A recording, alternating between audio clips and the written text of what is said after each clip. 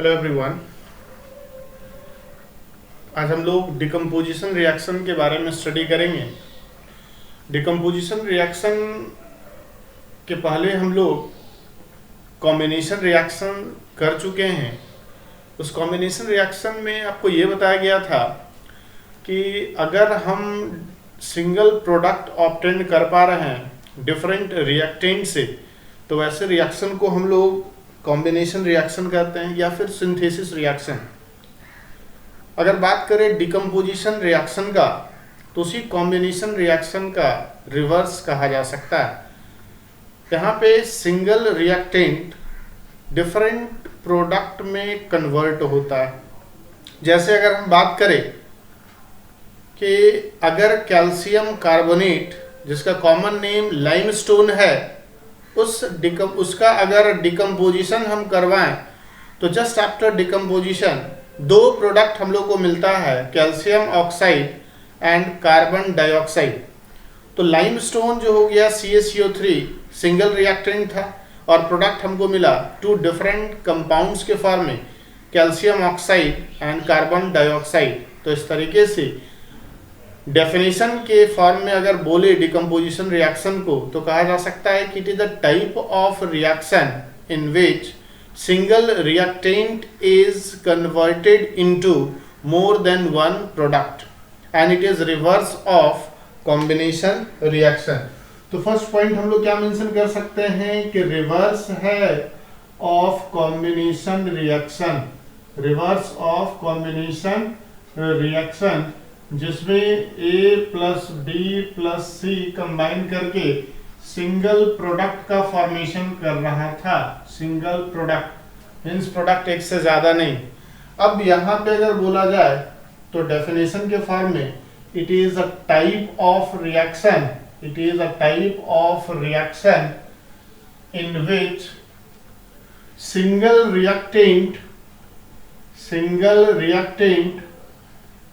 is decomposed into more than one product, more than one product। अगर single reactant एक से ज्यादा product में कन्वर्ट हो रहा है, तो ऐसे रिएक्शन को हम लोग डिकम्पोजिशन रिएक्शन कहेंगे। तो हम लोग यहाँ पे क्या बोलने जा रहे हैं, सिंगल रिएक्टेंट, और ये कन्वर्ट हो रहा है ना, मोर देन वन प्रोडक्ट में, मोर than one product, more than one product. अब इस रिएक्शन में अगर हम बात करें कि एक रिएक्टेंट बहुत सारे प्रोडक्ट में कन्वर्ट हो रहा है, तो यहाँ पे कंफर्म ये पॉइंट कहा जा सकता है कि कहीं ना कहीं इसमें डिकम्पोजिशन का मतलब ये हुआ कि ब्रेक डाउन हो रहा है। इसके अंदर जो इस कंपाउंड के अंदर बॉन्ड्स प्रेजेंट होगा, वो बॉन्ड ब्रेक कर गया होगा और फिर डिफरेंट टाइप का अरेंजमेंट होने की वजह से वो डिफरेंट प्रोडक्ट हम लोग को मिल रहा होगा। जैसे एक सिंपल एग्जांपल से अगर देखें कि ये लेड नाइट्रेट है, PbNO3 होल ट्वाइस है। इस लेड नाइट्रेट को हम लोग हीट कर दिए और ये कन्वर्ट हो गया लेड के ऑक्साइड में, नाइट्रोजन का डाइऑक्साइड में और ऑक्सीजन में। तो मेरे पास जो रिएक्टेंट था वो लेड नाइट्रेट था, कन्वर्ट होकर lead oxide, nitrogen dioxide and oxygen का फॉर्मेशन कर दिया। तो रिएक्टेंट बोलिए मेरे पास कितना, single product, more than one, that is total number of product is 3। NO2 is obtained in form of gas, O2 is in form of gas, PbO lead oxide in form of solid and lead nitrate is also in form of solid, जो कि physical state को represent कर रहा है। तो ऐसे reaction को हम लोग क्या बोलने जा रहे हैं, डिकम्पोजिशन रिएक्शन। लेकिन यहाँ पे क्वेश्चन अराइज होता है कि आखिर ये डिकम्पोजिशन रिएक्शन पॉसिबल कैसे हो पा रहा है। क्या इस लेड नाइट्रेट को ओपन एटमॉस्फेयर में छोड़ने के बाद हमको लेड ऑक्साइड, नाइट्रोजन डाइऑक्साइड और O2 मिलेगा, या फिर इस रिएक्शन को कैरी आउट करवाने के लिए कोई एक्सटर्नल फैक्टर भी होगा। वो एक्सटर्नल फैक्टर इसलिए जरूरी है क्योंकि इसके अंदर का जो बॉन्ड्स प्रेजेंट है, बॉन्ड कहने का मतलब जो डिफरेंट एटम एक दूसरे से जुड़ा हुआ है, वो जो अट्रैक्शन है एटम्स के बीच, उस अट्रैक्शन को ओवरकम करने के लिए हमको एनर्जी सप्लाई करना होगा। और एनर्जी सप्लाई करना होगा तो यही कारण है कि यहाँ पे बोला जा सकता है कि एक ऐसा रिएक्शन दिख रहा है जिसको होने के लिए एनर्जी एक्सटर्नल सोर्स से रिक्वायर्ड है। इसका मतलब ये एक एंडोथर्मिक रिएक्शन होगा। तो डिकम्पोजिशन के लिए क्या रिक्वायर्ड है? डिकम्पोजिशन के लिए रिक्वायर्ड क्या है? तो हम कह सकते हैं रिक्वायर्ड है एनर्जी। रिक्वायर्ड है क्या? एनर्जी। इस एनर्जी का यूज क्या चीज में है? तो बॉन्ड ब्रेकिंग में। बॉन्ड ब्रेकिंग में। और बॉन्ड जब ब्रेक होता है तो वहां पे डिफरेंट टाइप का प्रोडक्ट का फॉर्मेशन होता है। कहने का मतलब ये हुआ कि इस कंपाउंड के अंदर एटम का जो अरेंजमेंट है वो इथाइड आने के बाद डिफर कर गया, और डिफरेंट अरेंजमेंट ही प्रोडक्ट का फॉर्मेशन के लिए रिस्पॉन्सिबल फैक्टर होगा। तो ओवरऑल डिकम्पोजिशन रिएक्शन के लिए एनर्जी चाहिए, वो इसलिए क्योंकि बॉन्ड को ब्रेक करना है। और इसी कारण इसको हम बोल सकते हैं कि always endothermic, always endothermic in nature. Endothermic का मतलब हो गया कि it requires energy from outside. ठीक है, एनर्जी का रिक्वायरमेंट होगा ऐसे रिएक्शन को प्रोसीड करवाने के लिए, अदरवाइज ये रिएक्शन शायद पॉसिबल नहीं होगा। अब इस एनर्जी के बेसिस पर हम लोग इस पूरे डिकम्पोजिशन रिएक्शन को 3 कैटेगरी में डिवाइड करेंगे। अगर किसी पर्टिकुलर कंडीशन में हीट के फॉर्म में एनर्जी देने पर रिएक्शन में डिकम्पोजिशन हो जा रहा है तो ऐसे रिएक्शन को थर्मल डिकम्पोजिशन, जबकि अगर लाइट के प्रेजेंस में रिएक्शन हो पा रहा है तो फोटो डिकम्पोजिशन, और करंट से एनर्जी देके रिएक्शन करवा रहे हैं तो वो हो जाएगा इलेक्ट्रोलिटिक डिकम्पोजिशन। 1 बाय 1 करके हम लोग इस तीनों टाइप को डिस्कस करेंगे और डिफरेंट एग्जांपल्स को भी डिस्कस करेंगे, और ये कोशिश करेंगे कि कैसे हम लोग प्रोडक्ट लिख पाए किसी भी डिकम्पोजिशन रिएक्शन के बाद। तो किस बेसिस पे ये डिफरेंट टाइप्स का हो रहा है, तो एनर्जी किस फॉर्म में रिक्वायर्ड है उस बेसिस पे। ठीक है, तो एनर्जी किस फॉर्म में रिक्वायर्ड है अगर वो बेसिस देखा जाए तो यहाँ पे हम कह सकते हैं कि टाइप ऑफ डिकम्पोजिशन रिएक्शन में 3 तरह का होगा। पहला होगा thermal decomposition, thermal decomposition. Second जो होगा वो होगा photo decomposition, photo decomposition. Third का अगर हम बात करें वो हो जाएगा electrolytic decomposition, electrolytic decomposition. Thermal decomposition किसके प्रेजेंस में होगा? हीट। एनर्जी हम लोग इसमें किस फॉर्म में देंगे? हीट के फॉर्म में। फोटो डिकम्पोजिशन में लाइट के फॉर्म में एनर्जी रिक्वायर्ड है, और इलेक्ट्रोलिटिक डिकम्पोजिशन में करंट के फॉर्म में एनर्जी का रिक्वायरमेंट होगा। अब यहाँ पे हम लोग सबसे पहले डिस्कस कर ले थर्मल डिकम्पोजिशन से रिलेटेड बात को, और इसमें 2 एक्टिविटी के थ्रू हम लोग इसको समझने का कोशिश करेंगे। 2 एक्टिविटी हम लोग के प्रैक्टिकल सिलेबस में भी इंक्लूडेड है। एक्टिविटी 1, इस एक्टिविटी में करना क्या है कि हमारे पास एक टेस्ट ट्यूब होगा और उस टेस्ट ट्यूब में पाउडर्ड लेड नाइट्रेट को हम लोग पुट करेंगे और उस टेस्ट ट्यूब को हम लोग हीट करेंगे। उस टेस्ट ट्यूब को क्या करेंगे? हीट करेंगे, और हीट करने पे उससे एक गैस प्रोड्यूस होगा जिस गैस का कलर ब्राउन होगा, और वो गैस नाइट्रोजन डाइऑक्साइड होगा। हम लोग को पता है कि जो नॉन मेटालिक ऑक्साइड्स होता है, नाइट्रोजन एक नॉन मेटल है, और नॉन मेटल का जो ऑक्साइड्स होता है वो एसिडिक नेचर का होता है, और एसिड लिटमस पेपर के कलर को चेंज कर सकता है। अगर लिटमस ब्लू कलर का है तो वो रेड हो जाएगा अगर उसमें एसिड प्रेजेंट है तो कहीं ना कहीं जो ब्राउन गैस प्रोड्यूस हुआ उसके नेचर को लिटमस सॉल्यूशन के हेल्प से या वेट लिटमस पेपर के हेल्प से पता किया जा सकता है कि वो एसिडिक ऑक्साइड प्रोड्यूस हुआ या फिर बेसिक ऑक्साइड। तो देखते हैं किस तरीके से यहाँ पे ये हो रहा है। अगर ये देखा जाए कि ये मेरे पास एक टेस्ट ट्यूब है और इस टेस्ट ट्यूब के अंदर पाउडर्ड फॉर्म में जो व्हाइट कलर का सॉल्ट होता है लेड नाइट्रेट रख दिया गया PbNO3 होल ट्वाइस। ठीक है, ये पाउडर्ड फॉर्म में है और लगभग क्रिस्टलाइन व्हाइट इसका अपीयरेंस होगा। और इसको हम लोग क्या करेंगे, हीट करेंगे। इसको हम लोग हीट करेंगे एक्सटर्नली। जब हम लोग हीट करते हैं तो इसके अंदर है ना, इसके अंदर ब्राउन गैस प्रोड्यूस होता है। किस तरह का गैस प्रोड्यूस होता है, ब्राउन गैस। और वो ब्राउन गैस कौन सा गैस है, नाइट्रोजन डाइऑक्साइड। वो ब्राउन कलर का जो गैस प्रोड्यूस हो रहा है वो क्या है, नाइट्रोजन डाइऑक्साइड। तो इसको हम लोग कैसे चेक करेंगे, ठीक है, तो ये नॉन मेटल है, नाइट्रोजन नॉन मेटालिक ऑक्साइड है, नॉन मेटालिक ऑक्साइड। और ये नॉन मेटालिक ऑक्साइड जो होता है वो एसिडिक ऑक्साइड होता है। और ये एसिडिक ऑक्साइड के बारे में हम लोग क्या बोल सकते हैं कि ये टर्न्स ब्लू लिटमस सॉल्यूशन, या हम लोग बोल सकते हैं wet blue litmus paper to red colour.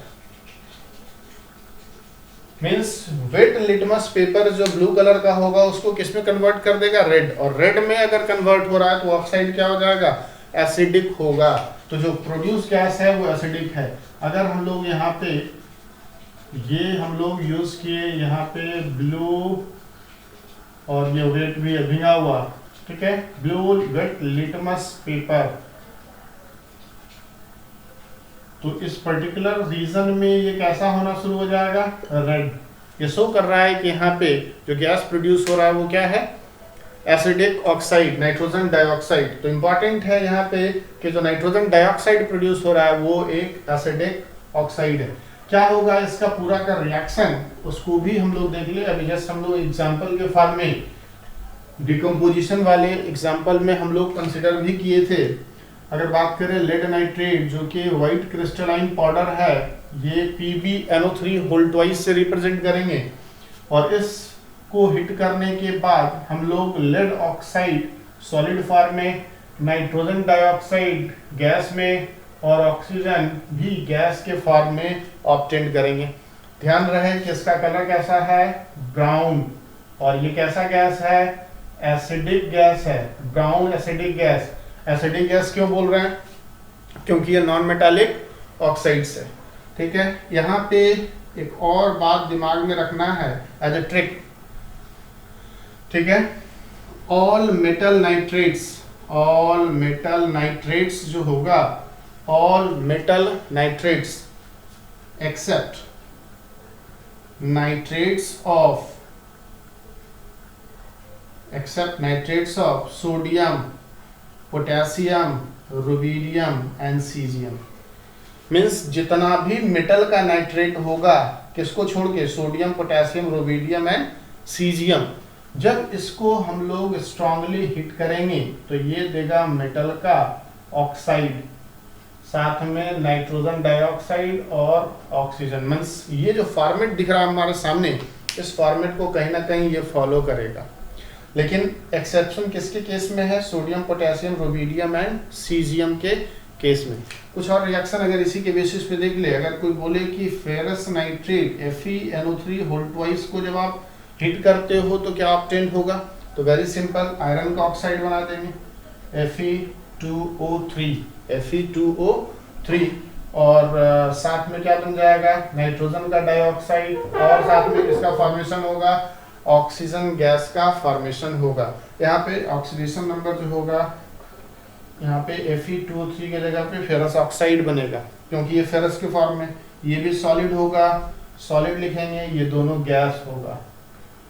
ठीक है, उसी तरीके से अगर बोला जाए कि कॉपर नाइट्रेट है, CuNO3 होल ट्वाइस को हिट कर दिए तो क्या मिलेगा, cupric oxide, nitrogen dioxide and oxygen gas. तो जितना भी मेटल नाइट्रेट्स है उसको अगर फर्स्ट स्टेप अगर थर्मली डिकम्पोज किया जाए तो वो metal oxide, nitrogen dioxide and oxygen gas में कन्वर्ट होगा। इस नाइट्रोजन डाइऑक्साइड का कलर ब्राउन कलर का होगा। इन जनरल बोर्ड एग्जामिनेशन में अगर क्वेश्चन होता है तो कहेगा कि एक टेस्ट ट्यूब है और एक टेस्ट ट्यूब में 2 ग्राम 4 ग्राम 5 ग्राम हम लोग लेड नाइट्रेट सॉल्ट को उसमें रखने के बाद उसको हिट किए। हिट करने के बाद एक ब्राउन कलर का गैस प्रोड्यूस हो रहा है, तो उस ब्राउन कलर के गैस को पहचानिए और वो पूरा रिएक्शन लिखिए। तो वेरी सिंपल कि information is given in form of nitrogen dioxide और थर्मल डिकम्पोजिशन है, इसलिए यहाँ पे जो होगा वो लेड नाइट्रेट का डिकम्पोजिशन हो रहा है। इसका कलर कैसा होगा? व्हाइट क्रिस्टलाइन सॉलिड होगा, ये पाउडर्ड फॉर्म में होगा जिसको हिट करने के बाद ये ऑब्टेन हो रहा है। अब अगर बात करें ये जो एक्सेप्शनल केस हमको दिख रहा है उसका रिएक्शन का प्रोडक्ट किस तरीके का होगा, बाकी रिएक्शन से वो डिफरेंट कैसे होगा, कहा जा सकता है कि हमारे सिलेबस में नहीं है बट फिर भी इसी से रिलेटेड टॉपिक है, इसलिए इसको हम लोग देख लें। तो अगर मेरे पास सोडियम नाइट्रेट है, अगर मेरे पास पोटेशियम का नाइट्रेट है ना, नाइट्रेट का वैलेंसी कितना होता है? 1। नाइट्रेट का वैलेंसी कितना होता है? नाइट्रेट को हम लोग जो है रिप्रेजेंट करते हैं NiTrAte, नाइट्रेट को हम लोग रिप्रेजेंट करते हैं NO3- और वैलेंसी इसका कितना हो जाएगा? 1 हो जाएगा। अगर मेटल का वैलेंसी नोन है तो कहीं ना कहीं उस मेटल का नाइट्रेट का फार्मूला लिखा जा सकता है। तो पोटेशियम नाइट्रेट है, अगर बात करें रुबिडियम का नाइट्रेट है, ये सब नाइट्रेट को अगर हिट किया जाए तो क्या प्रोडक्ट मिल सकता है? तो यहाँ पे आपको याद रखना है कि इसका नाइट्राइट मिलता है। क्या मिलता है? नाइट्राइट। नाइट्राइट क्या होता है? ये भी एक पॉलीएटॉमिक आयन है जिसको हम लोग NO2- से रिप्रेजेंट करते हैं, जिसका वैलेंसी भी 1 ही होगा, जिसका वैलेंसी भी क्या होगा? 1 होगा। तो nitrate is converted into nitrite, तो यहाँ पे क्या बन जाएगा? NaNO2, यहाँ पे KNO2 और यहाँ पे RbNO2 का फॉर्मेशन होगा। और साथ में है ना, साथ में जो होगा वो ऑक्सीजन गैस का फॉर्मेशन होगा। साथ में क्या बनेगा? Oxygen gas. Means nitrate is converted into nitrite only in case of sodium, potassium, rubidium and caesium. बाकी किसी केस में ऐसा नहीं होता है। अगर पूछा जाए कि लिथियम नाइट्रेट को अगर हिट कर दे तो क्या होगा, तो लिथियम नाइट्रेट को हिट करेंगे तो लिथियम का ऑक्साइड बनेगा, नाइट्रोजन का डाइऑक्साइड बनेगा और ऑक्सीजन गैस बनेगा। कहने का मतलब इस 4 मेटल को छोड़ दिया जाए तो बाकी में इस फॉर्मेट को फॉलो हम लोग कर सकते हैं बहुत आसानी से। एज ए ट्रिक हम लोग को माइंड में रखना है कि जितना भी नाइट्रेट तुम दो हम हर एक का प्रोडक्ट लिख देंगे। फर्स्ट स्टेप है ना, थर्मली डिकम्पोज किया जाए तो किस बेस इसको हम लोग जो भी रिएक्शन अभी हम लोग डिस्कस किए इसको हम लोग क्या बोल सकते हैं? एक्सोथर्मिक और एंडोथर्मिक। तो ये होगा एंडोथर्मिक बिकॉज यहाँ पे हीट का रिक्वायरमेंट हुआ और उस हीट के प्रेजेंस में रिएक्शन हो रहा है। जबकि हम लोग कॉम्बिनेशन को बोले थे इन जनरल एक्सोथर्मिक, क्योंकि वहाँ पे हीट प्रोड्यूस हो रहा था। जैसे अगर कार्बन मोनोऑक्साइड का कंबशन करे तो हीट प्रोड्यूस हो रहा है, ग्राफाइट का कंबशन करे तो हीट प्रोड्यूस हो रहा है। एनसीईआरटी बुक को अगर ध्यान में दिया जाए तो एक और एक्टिविटी वहाँ पे हम लोग कवर कर सकते हैं और वो है फेरस सल्फेट का थर्मल डिकम्पोजिशन, है ना। फेरस सल्फेट का थर्मल डिकम्पोजिशन, फेरस सल्फेट का थर्मल डिकम्पोजिशन, ठीक है, FeRROUS, फेरस सल्फेट। एक्चुअल में रिएक्शन जो होता है वो क्या होता है? FeSO4 है। इसको जब हम लोग हिट करते हैं स्ट्रांगली तो ये कन्वर्ट होता है Fe2O3 में और सल्फर डाइऑक्साइड में और सल्फर ट्राइऑक्साइड में। ध्यान से सबसे पहले हम लोग रिएक्शन लिख ले रहे हैं। गैस फॉर्म में ये सॉलिड होगा और ये भी सॉलिड होगा। तो यहाँ पे ये FeSO4 क्या है? फेरस सल्फेट, जिसको हम लोग हिट कर रहे हैं। तो single reactant and more than one product, ऐसा रिएक्शन को हम लोग क्या बोलेंगे? Decomposition reaction. चूंकि हिट के प्रेजेंस में हो रहा है इसलिए ऐसा रिएक्शन को हम लोग क्या बोलने जा रहे हैं? Thermal decomposition. सल्फर का ये 2 गैस है मेरे पास, sulphur dioxide and sulphur trioxide, साथ में फेरिक ऑक्साइड, ठीक है। तो अगर यहाँ पे देखा जाए कि अगेन ये जो हमारे पास मिल रहा है ये नॉन मेटालिक ऑक्साइड है। ये क्या है? Non metallic oxide. और ये एसिडिक ऑक्साइड होगा। ये क्या होगा? एसिडिक ऑक्साइड होगा।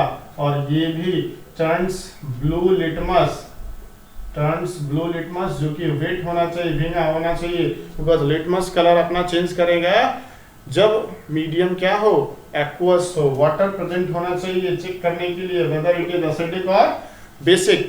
तो turns blue litmus to red, है ना, टू रेड। उसके बाद एक और इसका आइडेंटिफिकेशन जो हो सकता है वो ये हो सकता है कि ये है ना, smells like burning sulphur, smells like burning sulphur. Sulphur जब जलता है तो उसी तरह का स्मेल होगा, बिकॉज सल्फर के जलने के बाद हमको SO2 और SO3 ही मिलेगा। तो बर्निंग सल्फर का हम लोग को स्मेल आएगा और यहाँ से पता चलेगा कि सल्फर डाइऑक्साइड एंड ट्राइऑक्साइड। बिल्कुल उसी तरह प्रोसेस से जैसे लेड नाइट्रेट को हम लोग हिट किए थे, यहाँ भी उसी तरीके से हिट करेंगे। ये टेस्ट ट्यूब ले लेंगे और इस टेस्ट ट्यूब में पाउडर्ड फॉर्म में किसको रख देंगे, फेरस सल्फेट को। फेरस सल्फेट को यहाँ पे रखने के बाद इसको हल्का हिट करेंगे, थोड़ी देर तक इसको हिट करना होगा। और हिट करने के बाद यहाँ से क्या होगा, गैसेस प्रोड्यूस होगा। जो गैस यहाँ से निकलेगा वो गैसेज होगा sulphur dioxide and sulphur trioxide, और इसमें बच जो जाएगा वो क्या होगा, सॉलिड फॉर्म में फेरिक ऑक्साइड Fe2O3। और यहाँ से फिर से ये क्या कर देगा, किस तरह का लिटमस पेपर को कलर चेंज करेगा। तो वेट होना चाहिए ब्लू लिटमस, उसको किस में कन्वर्ट करेगा, रेड। तो ये भी कॉमन एग्जांपल है थर्मल डिकम्पोजिशन का। NCERT इस एग्जांपल को और लेड नाइट्रेट एग्जांपल को काफ़ी फोकस किया है। यहाँ पर भी अगर देखा जाए एक पर्टिकुलर फॉर्मेट रिएक्शन फॉलो करता है। हमारे सिलेबस में जो इंफॉर्मेशन है वो फेरस सल्फेट से रिलेटेड है, लेकिन यहाँ भी एक ट्रिक के फॉर्म में हम लोग माइंड में रख सकते हैं कि बाकी सल्फेट के केस में क्या होता है। ठीक है, तो रेस्ट मेटल सल्फेट अगर बात करें, rest metal sulphate, rest metal sulphate क्यों बोले, आयरन सल्फेट को छोड़ दिया जाए तो जितना भी मेटल सल्फेट है, ठीक है, ठीक है, ऑल हम लिख दे रहे हैं ऑल, अगर इसको हिट किया जाए तो ये जो देगा वो मेटल का ऑक्साइड तो देगा ही, जैसा कि इस वाले रिएक्शन में हम लोग को ऑब्टेन हुआ, मेटल ऑक्साइड मिल गया। Second product sulphur dioxide gas होगा, लेकिन जो थर्ड प्रोडक्ट होगा वो ऑक्सीजन गैस होगा, जैसा कि लेड नाइट्रेट में मिल रहा था। फाइनली हम लोग को ऑक्सीजन गैस या फिर किसी मेटल नाइट्रेट को हिट करने पे ऑक्सीजन गैस जो मिल रहा था वो चीज यहाँ कंटिन्यू करेगा। तो जो मेटल सल्फेट है, जितना भी आयरन सल्फेट को छोड़ के जो प्रोडक्ट का फॉर्मेट होगा metal oxide, sulphur dioxide and oxygen. अगर हम बात करें कि PbSO4 लेड सल्फेट है, इसको अगर हिट कर रहे हैं तो क्या मिलेगा, lead oxide, sulphur dioxide and oxygen. ठीक है, अगर यहाँ पे बोला जाए कि सोडियम सल्फेट हिट कर रहे हैं Na2SO4, है ना, सल्फेट क्या होता है, sulphate SULPHATE and sulphate is represented by SO4 2- valences का 2 हो जाएगा। तो Na2SO4 क्या बनाएगा, सोडियम का ऑक्साइड, सल्फर का डाइऑक्साइड एंड ऑक्सीजन। तो अकेला ये रिएक्शन है फेरस सल्फेट जिसमें O2 के जगह हम लोग को क्या मिलता है, SO3। बाकी जितना मेटल सल्फेट होगा वहां पे हम लोग को ऑक्सीजन मिलेगा। बट यहाँ पे ध्यान रखना है कि ये तो जो रिएक्शन दिया हुआ है ये हम लोग के सिलेबस में इंक्लूडेड है, इसलिए काफ़ी ज़रूरी है कि आप इसको याद रखें। कुछ और थर्मल डिकम्पोजिशन को हम लोग कवर कर सकते हैं, जैसे कि मेटल कार्बोनेट्स होता है ना। कुछ और थर्मल डिकम्पोजिशन को अगर हम देख ले, मेटल बाइकार्बोनेट्स को अगर हम लोग हीट करें तो क्या मिलेगा, metal bicarbonates. Metal bicarbonates, bicarbonate को हम लोग किससे रिप्रेजेंट करते हैं, HCO3-, वैलेंसेस का कितना हो जाएगा, 1।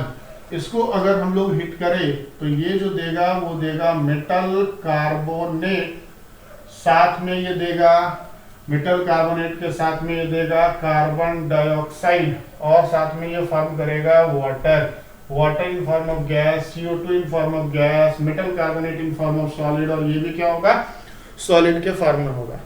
जैसे अगर बात करें कि NaHCO3 को अगर हिट कर दे तो क्या मिलेगा, ये भी थर्मल डिकम्पोजिशन रिएक्शन होने जा रहा है। तो सोडियम का कार्बोनेट मिलेगा, कार्बन का डाइऑक्साइड मिलेगा, और क्या मिलने जा रहा है बताएंगे, वाटर का फॉर्मेशन होगा।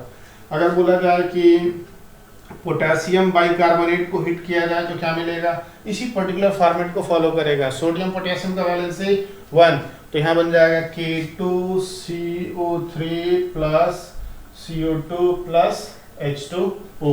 इस तरीके से हम लोग लिख सकते हैं।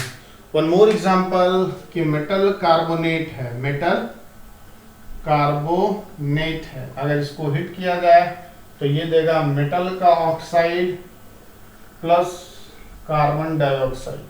ठीक है, मेटल कार्बोनेट किसका किसका, कैल्शियम हो गया, मैग्नीशियम हो गया, etc। हर जगह फॉलो नहीं होता है, तो अगर बात किया जाए कैल्शियम कार्बोनेट हिट करे तो क्या मिलेगा, calcium oxide and carbon dioxide. Magnesium carbonate को हिट किया जाए तो क्या मिलेगा, magnesium oxide and carbon dioxide.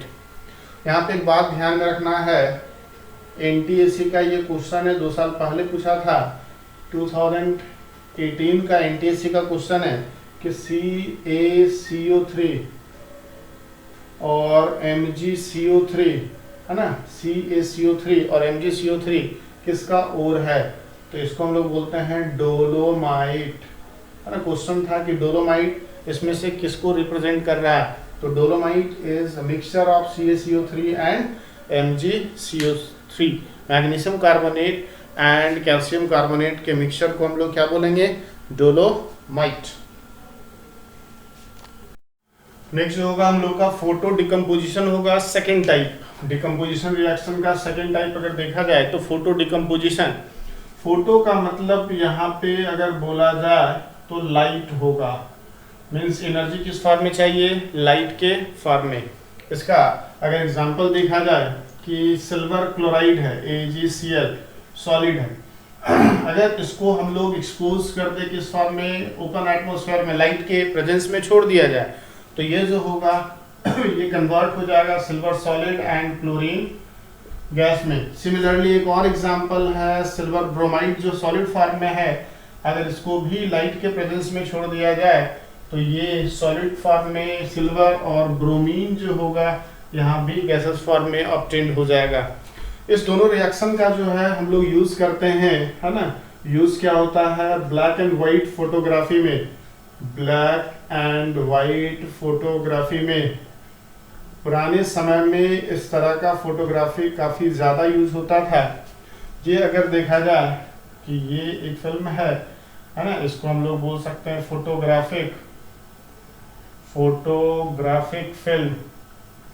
इस फिल्म के ऊपर लेयर है किसका, लेयर ऑफ AgCl का, है ना, सिल्वर क्लोराइड का लेयर है। और जैसे ही इस पर्टिकुलर पॉइंट पे लाइट इंसिडेंट किया, यहाँ पे क्या इंसिडेंट किया, incidence of light, incidence of light. तो इस पर्टिकुलर पॉइंट से, है ना, ये यहाँ पर रिएक्शन होगा, है ना। तो इसको हम बोलेंगे साइट फॉर डिकम्पोजिशन। बाकी रेस्ट वाले पार्ट में डिकम्पोजिशन नहीं हो पाएगा। तो फाइनली ये किस में चेंज हो जाएगा, तो ये इस तरीके से चेंज हो जाएगा। ये वाला रीजन में सिर्फ और सिर्फ कौन बचेगा, तो सॉलिड के फॉर्म में जो बच गया था वो यहाँ पे बच जाएगा सिल्वर सॉलिड, जबकि रेस्ट पार्ट जो होगा अभी भी क्या होगा, सिल्वर क्लोराइड होगा। रेस्ट पार्ट जो होगा AgCl ही रहेगा। और यहाँ पे जो सेंटर पे जहाँ पे लाइट इंसिडेंट हुआ वहाँ पे क्या बन जाएगा, सिल्वर सॉलिड। जहाँ पे लाइट इंसिडेंट हुआ वहाँ पे क्या बन, तो वो वाला पोर्शन जहाँ पे लाइट इंसिडेंस हुआ है वहाँ पे क्या हो जाएगा, सिर्फ सिल्वर रिमेंस करेगा, जबकि बाकी पोर्शन में भी क्या होगा, सिल्वर क्लोराइड। जब इसको, है ना, लैब में, इन लैब अगर इसको वॉश किया जाता है तो बाकी पोर्शन भी हट जाएगा और फाइनली मेरे पास जो बचेगा वो सिल्वर का रिमेंस, और यहाँ पे कुछ भी नहीं, means AgCl washed away, AgCl washed away.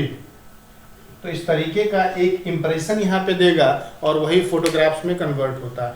Again इसको हम रिवाइज कर दे, सेकेंड टाइप हम लोग का देख रहे हैं डिकम्पोजिशन रिएक्शन का, वो है photo decomposition. Photo stands for light, that means it is a type of decomposition reaction which takes place in presence of light. Light provides energy for the decomposition of silver chloride and silver bromide. We have two different examples, silver chloride and silver bromide, which when left open into the presence of light is converted into silver and chlorine gas and bromine. Okay, तो silver bromide भी इस तरीके से और chloride भी। इस particular reaction का use हम लोग ब्लैक एंड व्हाइट फोटोग्राफी में करते हैं। अब ये कैसे करते हैं, तो ये अगर देखा जाए फोटोग्राफिक फिल्म है एक तरह से, जिसको हम लोग कॉमन लैंग्वेज में पुराने समय में नेगेटिव बोलते थे, और वो फोटोग्राफिक फिल्म के ऊपर एक लेयर है किसका, सिल्वर क्लोराइड का। अगेन मान लिया जाए फोटोग्राफी करने के लिए, पिक्चर क्लिक करने के लिए प्रेस किया गया बटन, तो इस पर्टिकुलर पोर्शन में लाइट इंसिडेंट किया, जिस पर्टिकुलर पोर्शन पे लाइट इंसिडेंट हुआ उस पर्टिकुलर पोर्शन में फोटो डिकम्पोजिशन होगा, और उसी पर्टिकुलर में जहाँ पे लाइट इंसिडेंट हुआ वहाँ पे फोटो डिकम्पोजिशन होने के बाद क्लोरीन गैस तो यहाँ से एस्केप कर जाएगा गैसेस होने के वजह से। रेस्ट पोर्शन में लाइट नहीं पड़ा है, जिसके वजह से रेस्ट वाले पोर्शन में डिकम्पोजिशन नहीं हो पाया, और रेस्ट वाले पोर्शन में डिकम्पोजिशन नहीं हुआ, जबकि सिल्वर का सॉलिड फॉर्म यहाँ पे इससे स्टिक किया हुआ। जब इसको लैब में लेके जाते हैं इस पिक्चर को, नेगेटिव को डेवलप करने के लिए, तो इसको वॉश कर देते हैं हम लोग AgCl को, तो बच जाता है क्या, सिल्वर का रिमेन्स, और उस सिल्वर के रिमेन्स की बेसिस पे हम लोग पिक्चर को फिर फाइनली डेवलप करते हैं। तो एक लंबा प्रोसेस होता है, लेकिन ओवरऑल हम लोग को माइंड में यहाँ पे ये रखना है कि this two reactions are important in black and white photography. In general हम लोग सिल्वर क्लोराइड का ही यूज करते हैं।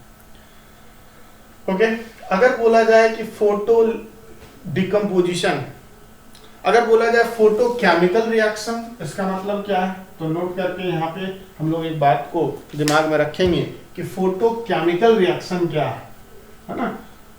फोटो केमिकल रिएक्शन क्या होगा, इसके बारे में हम लोग थोड़ा सा डिस्कस कर ले कि what is photo chemical reaction. Photo chemical reaction, photo chemical reaction, तो एक ऐसा reaction, any reaction, it doesn't matter कि वो डिकम्पोजिशन रिएक्शन है ना। All reaction, all reactions including, all reactions including, क्या बोल सकते हैं, all reactions including decomposition, decomposition that takes place in presence of light. ठीक है, जैसे कि एग्जांपल ले ले, हमारे सिलेबस में भी, लेकिन इस चैप्टर में नहीं, कार्बन में हम लोग करेंगे। ये है मीथेन जो गैसियस फॉर्म में है, और ये क्लोरीन गैस से रिएक्ट करता है, किसके प्रेजेंस में रिएक्शन होता है, लाइट, और ये बनाता है CH3Cl और प्लस में HCl। ठीक है, तो यहाँ पे हम लोग इसको फोटो केमिकल रिएक्शन बोलेंगे, लेकिन फोटो डिकम्पोजिशन नहीं बोलेंगे। क्या इसको हम लोग फोटो डिकम्पोजिशन कहने जा रहे हैं, फोटो डिकम्पोजिशन नहीं, क्योंकि डिकम्पोजिशन के लिए क्या चाहिए, सिंगल रिएक्टेंट। तो यहाँ पे क्या है, मोर देन वन रिएक्टेंट, मोर देन वन रिएक्टेंट। यही कारण है कि इसको हम लोग नहीं शामिल कर रहे हैं किसमें, फोटो डिकम्पोजिशन में। बट क्या ये फोटो केमिकल रिएक्शन है, बिल्कुल, क्योंकि ये रिएक्शन किसके प्रेजेंस में हो रहा है, लाइट के प्रेजेंस में। अब हम लोग बढ़ते हैं third reaction, third type decomposition का, और वो होगा इलेक्ट्रोलिटिक डिकम्पोजिशन। थर्ड टाइप जो हम लोग करने जा रहे हैं वो होगा इलेक्ट्रोलिटिक डिकम्पोजिशन। कहने का मतलब एक ऐसा डिकम्पोजिशन रिएक्शन जो किसके प्रेजेंस में हो, करंट के प्रेजेंस में, मींस एनर्जी का रिक्वायरमेंट जो रिएक्टेंट को हो रहा है वो करंट के फॉर्म में हो रहा है। तो third will be electrolytic decomposition, electrolytic decomposition reaction. Electrolytic decomposition का मतलब ये हुआ कि takes place in presence of current, है ना, करंट के फॉर्म में। यहाँ भी हम लोग एक एक्टिविटी के थ्रू समझने का कोशिश करेंगे, और एक्टिविटी क्या है, इलेक्ट्रोलिसिस ऑफ वाटर। ठीक है, और इसका रिजल्ट क्या होता है, तो वी गेट, है ना, oxygen gas and hydrogen gas. हम लोग को दो गैस ऑब्टेन होता है इसके रिजल्ट में, एक को ऑक्सीजन बोलेंगे और दूसरे को क्या बोलेंगे, हाइड्रोजन गैस। तो ये दो गैस ऑब्टेन होगा, लेकिन कैसे ऑब्टेन होगा, इसी चीज को हम लोग यहाँ पे कवर करेंगे। तो एक सिंपल हम लोग अगर बात करें कि ये एक इलेक्ट्रोलाइटिक ये कंटेनर बनाए, इस कंटेनर में, है ना, इस कंटेनर में 2 इलेक्ट्रोड हम लगा दिए, इस कंटेनर में 2 इलेक्ट्रोड लगा दिए। इस दोनों इलेक्ट्रोड से हम लोग करंट पास करवाएंगे, इस दोनों इलेक्ट्रोड से क्या पास करवाएंगे, करंट। ठीक है, अब यहाँ पे अगर ध्यान दिया जाए कि क्या क्या होने जा रहा है उसको हम लोग देखेंगे।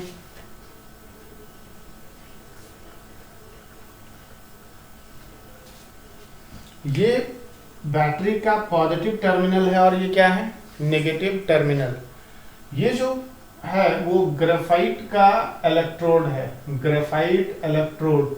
इलेक्ट्रोड वो रॉड होता है जो किसी सॉल्यूशन में इंसर्ट किया जाता है और उसमें करंट पास करवाया जाता है, और ये भी हम लोग ग्रेफाइट इलेक्ट्रोड ही यूज करेंगे। ग्रेफाइट इलेक्ट्रोड नॉन मेटल और कम रिएक्टिव होने के वजह से हम लोग यूज कर रहे हैं। और ग्रेफाइट के बारे में पता है कि ये, है ना, कंडक्टर है, गुड कंडक्टर है और साथ में नॉन मेटल है, तो रिएक्टिविटी डिफरेंट मेटल के रिस्पेक्ट में कम होगा और कम रिएक्टिव ही हम लोग को इलेक्ट्रोड कंडक्टिंग यूज करना होगा। तो अगर ध्यान से देखा जाए तो इसके अंदर हम लोग क्या फिल करेंगे, वो वाटर को भर देंगे। इसके अंदर क्या है, वो वाटर H2O प्लस, लगभग 5% हम लोग कोई एसिड इसमें मिला दे, H2SO4। 5% क्या मिला दिए, H2SO4, क्योंकि हमको पता है pure water bad conductor of electricity, impure water is good conductor of electricity. तो we can't use distilled water for the purpose of electrolysis. That's why we are going to mix 5% H2SO4 in the given volume of water. तो 5% add करने के बाद ये water conducting हो जाएगा। अब इसके बाद क्या होगा, स्विच को ऑन करेंगे। मान लिया जाए यहाँ पे हम स्विच भी दे दें, ठीक है, और दोनों कांटेक्ट में आ गया तो स्विच इज ऑन। तो स्विच ऑन होगा तो करंट पास करेगा, करंट पास करेगा तो यहाँ पे वाटर में एंट्री करेगा करंट। वाटर यहाँ लिक्विड फॉर्म है, जब इसमें क्या जाएगा, करंट, तो ये आयोनाइज हो जाएगा। ठीक है, तो it helps to ionise water, है ना। और वाटर के आयोनाइजेशन के बाद 2 तरह का आयंस मिलेगा, H+ और OH-। यहाँ पे ध्यान रखने वाली बात है ये कि वाटर में जब करंट पास करवाएंगे तो ये वाटर को क्या कर देगा, आयोनाइज करेगा। आयोनाइज करने का मतलब हुआ वाटर में जो प्रेजेंट आयंस है उसको एक दूसरे से अलग कर देगा। तो अगर अलग होगा तो कितने तरह का आयंस वाटर में है, 2 तरह का आयंस, H+ एंड OH-। याद रखना है हमको कि वाटर में कितने तरह का आयंस होता है, 2 तरह का, H+ और OH-। Next chapter acid base salt में हम दोनों के बारे में पढ़ने जा रहे हैं। तो water contains both ions, that is H+ and OH- ion, which we obtain when electric current is passed through little bit impure water, because pure water is bad conductor of electricity.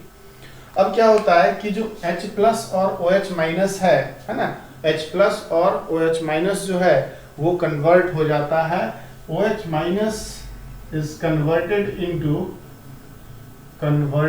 into oxygen, O2 gas form करेगा, और H+ जो होगा ये convert होगा किसमें, H+ जो होगा ये कन्वर्ट होगा, कन्वर्टेड इनटू हाइड्रोजन गैस।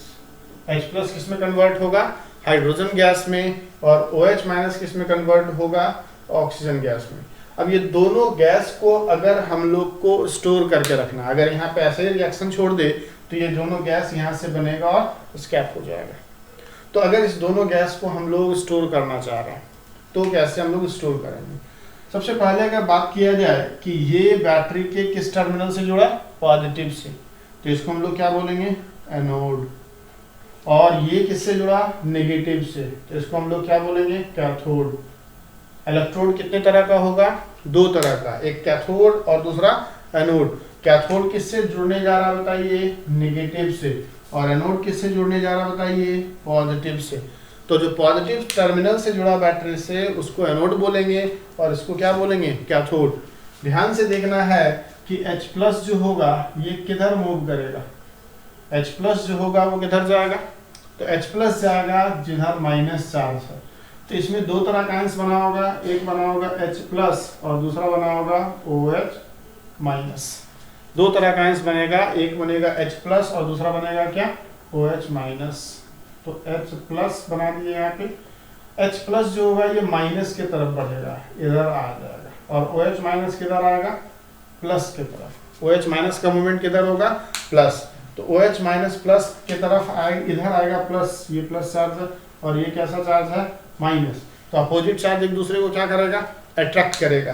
तो नेगेटिव वाला आ गया किस पे, पॉजिटिव इलेक्ट्रोड पे, और पॉजिटिव वाला किस पे चला गया, नेगेटिव इलेक्ट्रोड पे। और उसके बाद हम ये कह सकते हैं कि एनोड पे क्या ऑब्टेंड होगा, तो OH माइनस जब जाएगा तो यहाँ पे कौन सा गैस हमको मिलने जा रहा है, O2, और H प्लस कहाँ जा रहा है, कैथोड पे, तो ये कौन सा गैस यहाँ पे प्रोड्यूस होगा, H2। लेकिन क्वेश्चन राइज होता है, क्या इतना इंपॉर्टेंट गैस जो इस रिएक्शन के बाद ऑब्टेंड हो रहा है, इस रिएक्शन के बाद जो इतना इंपॉर्टेंट गैस ऑब्टेंड हो रहा है, क्या हम लोग इसको स्टोर कर सकते हैं? तो बिल्कुल स्टोर किया जा सकता है। उसी चीज को हम लोग यहाँ पे देखेंगे, और इसके लिए हम लोग दो टेस्ट ट्यूब लेंगे। इसके लिए हम लोग दो टेस्ट ट्यूब लेंगे और उसको इस तरीके से इन्वर्ट कर दिया जाएगा। दो टेस्ट ट्यूब लेंगे और उसको इस तरीके से इन्वर्ट कर दिया जाएगा। अब जैसे ही दो टेस्ट ट्यूब लिए, अभी इसमें क्या है, कुछ नहीं है। जब वहाँ रिएक्शन स्टार्ट ही नहीं हुआ तो इसमें क्या था, वैक्यूम था, इसमें कोई गैस नहीं प्रेजेंट था। लेकिन आफ्टर रिएक्शन इसमें कौन सा गैस प्रोड्यूस हुआ, कौन सा गैस आ गया यहाँ पे, तो यहाँ पे जो गैस हमको मिलने जा रहा है वो ऑक्सीजन मिलने जा रहा है, और यहाँ पे जो गैस हम लोग को मिलने जा रहा है वो कौन सा मिलने जा रहा है, H2 गैस मिलने जा रहा है।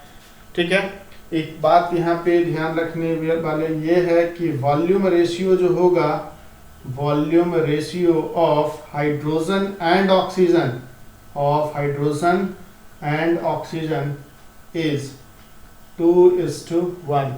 मतलब H2 gas is to O2 gas का अगर वॉल्यूम रेशियो देखा जाए 2:1 होगा। मीन्स वॉल्यूम अगर 1 लीटर ऑक्सीजन ऑब्टेंड हो रहा है तो 2 लीटर क्या ऑब्टेंड होगा, हाइड्रोजन। ठीक है, अगर हाइड्रोजन और ऑक्सीजन का बात किया जाए, अगर ये है ना, अगर ये ऑक्सीजन 1 लीटर है तो ये 2 लीटर प्रोड्यूस होगा। अगर ये ऑक्सीजन 2 लीटर प्रोड्यूस हो रहा है तो हाइड्रोजन 4 लीटर प्रोड्यूस होगा। अगर ये ऑक्सीजन 4 लीटर प्रोड्यूस हो रहा है तो ये हाइड्रोजन 8 लीटर प्रोड्यूस होगा, मीन जस्ट ट्वाइस। अब क्वेश्चन अराइज होता है कि ऐसा क्यों हो रहा है, क्वेश्चन अराइज हो रहा है कि ऐसा क्यों हो रहा है। तो अगर बात करें वाटर का मॉलिक्यूलर फार्मूला का तो क्या हो रहा sorry, H2O hydrogen and oxygen का रेशियो कितना है, 2:1। और यही कारण है कि यहाँ पे वाटर के इलेक्ट्रोलिसिस से जो वॉल्यूम ऑब्टेंड हो रहा है हाइड्रोजन एंड ऑक्सीजन का, उसका रेशियो भी कितना है, 2:1। एक बार फिर से हम लोग इसको समराइज कर ले कि कैसे ये पूरा का पूरा प्रोसेस हुआ। इलेक्ट्रोलिटिक डिकम्पोजिशन है, ऐसा डिकम्पोजिशन जो किसके प्रेजेंस में हो रहा है, करंट के प्रेजेंस में हो रहा है।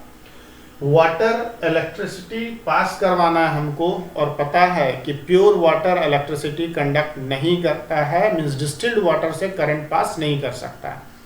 और यही कारण है कि इस वाटर से करंट पास करवाने के लिए ही 5% H2SO4 या उससे कम भी चलेगा, कोई दिक्कत नहीं है, H2SO4 कंडक्टिविटी को बढ़ाएगा। और जैसे इसमें करंट पास करवाएंगे तो करंट का रोल क्या हो जाएगा कि वाटर को क्या कर देगा, आयोनाइज कर देगा।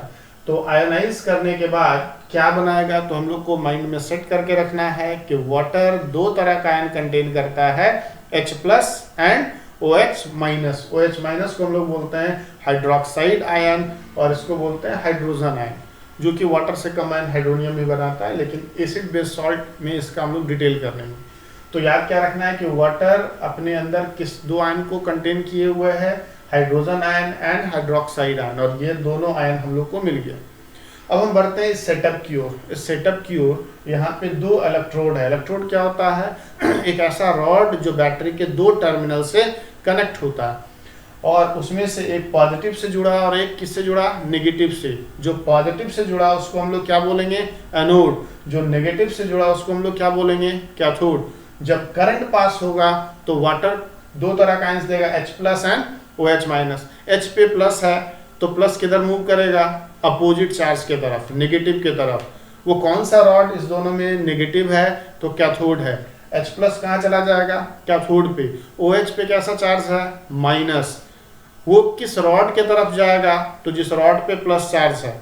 किस रॉड पे प्लस चार्ज है, तो वो जो बैटरी के पॉजिटिव टर्मिनल से जुड़ा, पॉजिटिव टर्मिनल से जुड़ा रॉड को क्या कहते हैं, anode. Means OH minus will move towards anode. यहाँ पे हम लोग बोल सकते हैं कि H प्लस क्या फॉर्म करेगा, हाइड्रोजन गैस। OH माइनस क्या फॉर्म करेगा, ऑक्सीजन गैस। जब हम लोग रेडॉक्स रिएक्शन करेंगे तो हम लोग ये बता सकते हैं कि H प्लस क्यों H2 में कन्वर्ट हुआ, OH माइनस क्यों ऑक्सीजन में कन्वर्ट हुआ। तो H प्लस का एक्चुअली यहाँ पे H प्लस इलेक्ट्रॉन गेन कर रहा है, और जब इलेक्ट्रॉन का गेन हो रहा है तो यहाँ पे इस प्रोसेस को बोलेंगे रिडक्शन, और ऑक्सीजन इलेक्ट्रॉन डोनेट कर रहा है, इसलिए इस प्रोसेस को बोलेंगे ऑक्सीडेशन। तो यहाँ पे OH माइनस का क्या हो गया बताइए, ऑक्सीडेशन हुआ, ऑक्सीडेशन। और इसका क्या हुआ, रिडक्शन। इसका क्या हो रहा है, रिडक्शन। लेकिन इसका डिटेल का हम लोग पढ़ेंगे, oxidation reduction, that is redox reaction में। ये इलेक्ट्रॉन गेन करेगा, gain of electron is reduction. ये इलेक्ट्रॉन डोनेट करके ऑक्सीजन गैस बनाएगा, इसको हम लोग क्या बोलेंगे, ऑक्सीडेशन। तो दो गैस हम लोग को मिल गया। क्वेश्चन राइज हो रहा था, क्या हम इस दोनों गैस को, जो इतना इंपॉर्टेंट गैस है, उसको स्टोर किया जा सकता है। इस वाटर जो कि काफ़ी चीप रेट पे मिल सकता है और उससे इतना हाईली बेनिफिशियल दो गैस को ऑब्टेन हम लोग कर पा रहे हैं, तो क्या इस वाटर से जो गैस ऑब्टेन हो रहा है इसको हम लोग स्टोर कर सकते हैं? बिल्कुल। इसके लिए क्या किया हम लोग, दो टेस्ट ट्यूब को इस तरीके से इस वाटर में इंसर्ट किए कि टेस्ट ट्यूब के अंदर कोई भी गैसेस पहले से प्रेजेंट ना हो। मीन्स टेस्ट ट्यूब के अंदर क्या है, वैक्यूम है, और इसके अंदर अगर वैक्यूम है तो जो गैस प्रोड्यूस होगा कुछ समय के बाद वही गैस इसमें ऑब्जर्व होगा। तो इस रॉड पे, एनोड पे कौन सा गैस प्रोड्यूस हो रहा था, ऑक्सीजन। तो इस टेस्ट ट्यूब के अंदर कौन सा गैस स्टोर होगा, ऑक्सीजन। और इस रॉड पे क्या प्रोड्यूस हो रहा था, हाइड्रोजन। तो इस टेस्ट ट्यूब के अंदर क्या स्टोर होगा, हाइड्रोजन गैस। तो एक पे हाइड्रोजन और दूसरे पे ऑक्सीजन गैस। इसके बाद जो इंपॉर्टेंट बात सामने निकल के आया था कि volume ratio hydrogen and oxygen का कितना आ रहा है, 2:1। हाइड्रोजन एंड ऑक्सीजन का वॉल्यूम रेशियो कितना आ रहा है, 2:1। और वॉल्यूम रेशियो 2:1 आ रहा है, इसका मतलब क्या है, क्यों ऐसा आ रहा है, ये क्वेश्चन हम लोग से पूछा जाता है। तो हम लोग क्या बोलेंगे कि वाटर में हाइड्रोजन एंड ऑक्सीजन का जो रेशियो है, फार्मूला वाटर का कितना होता है, H2O, जिसमें हाइड्रोजन का 2 पार्ट और ऑक्सीजन का कितना है, 1 पार्ट। इसलिए हाइड्रोजन एंड ऑक्सीजन के वॉल्यूम में रेशियो कितना होगा, 2:1। एटम का रेशियो ही वॉल्यूम का रेशियो में यहाँ कन्वर्ट हो रहा है। तो 2 पार्ट अगर हाइड्रोजन का तो 1 पार्ट ऑक्सीजन का। अगर ऑक्सीजन 1 लीटर तो हाइड्रोजन 2 लीटर, ऑक्सीजन 3 लीटर तो हाइड्रोजन 6 लीटर। इस तरीके से ये गैस प्रोड्यूस होगा। लेकिन जो लास्ट क्वेश्चन हमारे सामने आ रहा है वो क्या होगा, लास्ट क्वेश्चन जो हमारे सामने आ रहा है वो क्या होगा, वो ये होगा कि कैसे हम लोग डिटेक्ट कर पाएंगे कि जो गैस प्रोड्यूस हो रहा है वो हाइड्रोजन एंड ऑक्सीजन है। तो test for oxygen and hydrogen, hydrogen and oxygen का टेस्ट हम लोग कैसे करेंगे। तो ध्यान देना है कि हाइड्रोजन गैस जो होगा ये Burns with pop sound, Burns with pop sound, pop sound के साथ जलेगा। मीन्स जब जलेगा तो एक स्पेशल साउंड प्रोड्यूस होगा हाइड्रोजन के कंबसन के बाद। जबकि ऑक्सीजन गैस होगा ये सपोर्टर होगा किसका, सपोर्टर ऑफ कंबशन। अगर कंबशन हो रहा है तो उसको प्रोसीड करवाने वाला गैस कौन सा है, ऑक्सीजन। तो दोनों टेस्ट ट्यूब में एक में कैसा साउंड प्रोड्यूस होगा, पॉप साउंड प्रोड्यूस होगा, जबकि ऑक्सीजन जो होगा कंबशन को सपोर्ट करेगा।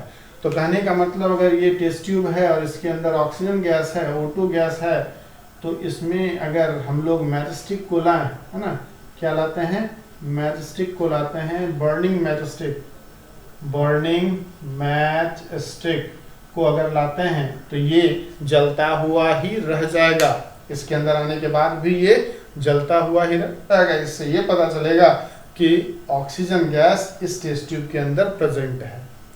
जबकि अगर हाइड्रोजन गैस को इसमें लाएं, है ना, हाइड्रोजन गैस को लाएं तो ये किस तरह का साउंड देगा, पॉप साउंड। तो किस तरीके से हाइड्रोजन का हम लोग कंबसन करवाएंगे तो इसके अंदर मान लिया जाए H2 गैस है। कौन सा गैस है? H2 gas. कहाँ से लाए इसको? एनोड पर से इसको हटा के लाए।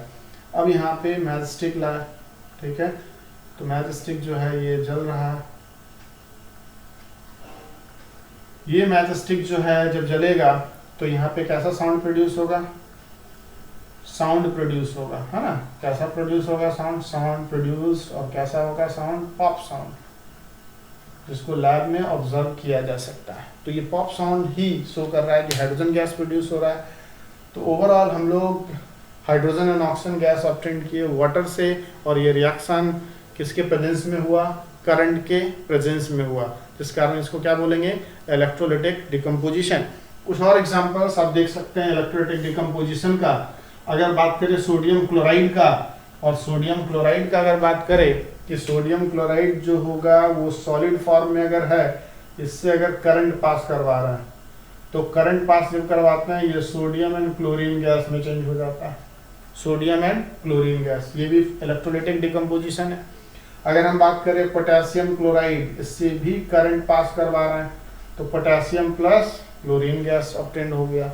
अगर हम मैग्नीशियम क्लोराइड से करंट पास करवा रहे हैं, तो यहाँ पे क्या हो जाएगा? Magnesium plus chloride. तो ये सब चीज़ जो हम लोग स्टडी करेंगे वो करेंगे मेटल्स एंड नॉन मेटल्स में। लेकिन ये एग्जांपल किससे रिलेटेड है? इलेक्ट्रोलिटिक डिकम्पोजिशन से। हमारे सिलेबस में वाटर का इलेक्ट्रोलिटिक डिकम्पोजिशन एक्टिविटी के रूप में इंक्लूडेड है, और ये काफ़ी इंपॉर्टेंट क्वेश्चन बोर्ड एग्जामिनेशन के लिए होगा। तो ये तीनों टॉपिक जो thermal decomposition, photo decomposition and electrolytic decomposition हम लोग कवर किए हैं, विद एक्टिविटी कवर किए हैं, जो काफ़ी इंपॉर्टेंट होने जा रहा है इस चैप्टर के लिए। तीनों में हम लोग को जो एग्जांपल्स एनसीईआरटी में है उसको याद रखना है, और उससे रिलेटेड एक्टिविटीज़ को भी हम लोग को माइंड में सेट करके रखना है। साथ ही साथ कुछ फॉर्मेट्स को भी हम लोग को ध्यान रखना होगा कि कैसे ट्रिक के हेल्प से हम लोग आंसर को लिख सकते हैं।